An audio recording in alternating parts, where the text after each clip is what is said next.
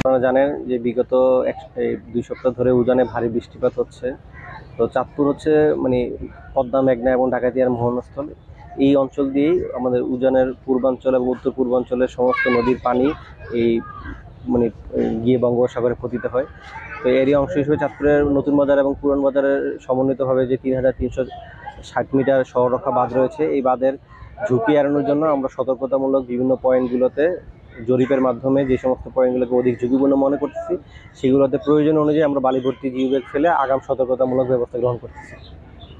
এর হিসেবে আপনারা দেখতে পাচ্ছেন যে আমাদের এখন এই চাঁদপুর যে মূলঘাটের অংশ, সেখানে আমরা বালি ভর্তি জিও ব্যাগ মানে ফেলতেছি এবং আরও যে পয়েন্টগুলোতে আমাদের ঝুঁকিপূর্ণ মনে হচ্ছে, সেগুলোতে আমরা বালি ভর্তি জিও ব্যাগ ফেলে সতর্কতামূলক ব্যবস্থা গ্রহণ করতেছি।